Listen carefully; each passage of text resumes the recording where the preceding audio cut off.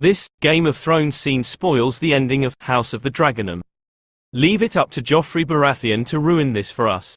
Game of Thrones reached a level of popularity that only a few shows manage, and as a result, HBO is not finished with Westeros. While several spin-offs were discussed, and likely some are still on the way, only one has been made so far. House of the Dragon is a prequel inspired by Game of Thrones. Taking place generations before the original, the new show tells the story of the ancestors of Game of Thrones characters during a civil war between the Targaryen family known as the Dance of the Dragons. House of the Dragon is not shy about referencing the first show, with an intro that explains the years until Daenerys Targaryen, Emilia Clarke, the appearance of the all-important Catspore dagger, and a focus on the prophecy of ice and fire, which foretells the events in Game of Thrones. But, as Game of Thrones hasn't happened yet, none of these references are actual spoilers for the original show. In fact, despite the Easter eggs sprinkled in for fans, House of the Dragon is far enough removed from Game of Thrones that there is little opportunity for crossover. No matter who survives House of the Dragon, they are long dead before Game of Thrones, so the prequel can't include spoilers. But the reverse is not true. With a few mentions of the Dance of the Dragons, Game of Thrones now contains spoilers for its own spin-off show. And yes, at one point, Game of Thrones goes as far as to spoil the inevitable end of House of the Dragon. How does Game of Thrones spoil the prequel?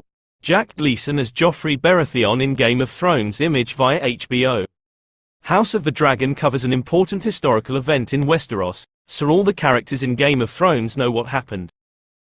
During the original show, no one knew there would be a prequel, so the story of Rhaenyra and Aegon is used as world building. Game of Thrones discusses the Dance of the Dragons a few times. But one moment, in particular, stands out as it spoils what will be a major death in House of the Dragon. This spoiler comes from Joffrey Baratheon, Jack Gleeson, because, of course, he would be that cruel. In Season 3, Episode 4, and now his watch is ended, he shows Marjorie Tyrell, Natalie Dormer, around the Great Sept as they prepare for their wedding. During the tour, Joffrey gleefully describes the horrific death of Rhaenyra Targaryen, Emma Darcy. Joffrey explains that the queen was killed by her half-brother Aegon II, Tom Glyn Carney. More specifically, she was eaten by his dragon while her young son watched. He even notes that her remains are in the building. As one of House of the Dragon's leads, this may be a shock to those who don't know the ending. The gruesome death is bound to happen by the end of the series. And thanks to Joffrey, it won't be a surprise even to those who haven't read the book. The bigger issue is the parallels between the series. As the two shows are set in the same world, fans will always expect House of the Dragon to be like Game of Thrones.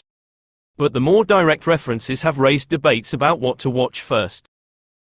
Concerned about the spoilers, some fans have attempted to skip the offending scene as they watch, or rewatch, Game of Thrones. Of course, you can avoid the direct spoilers, but the prevalence of the parallels between the series makes it impossible to avoid it entirely. However, knowing the end of the story doesn't ruin House of the Dragon. In truth, the series has taken its own path, using the book's unreliable narrators to its advantage and surprising even those who know the end. He is the firstborn son of her father Viserys and her best friend Alicent Hightower. Right at the end of the Dance of the Dragons, Rhaenyra will die when Aegon feeds her to his dragon son Fire. Let me show you what Joffrey said all the way back in Season 3 of Game of Thrones. Rhaenyra Targaryen was murdered by her brother, or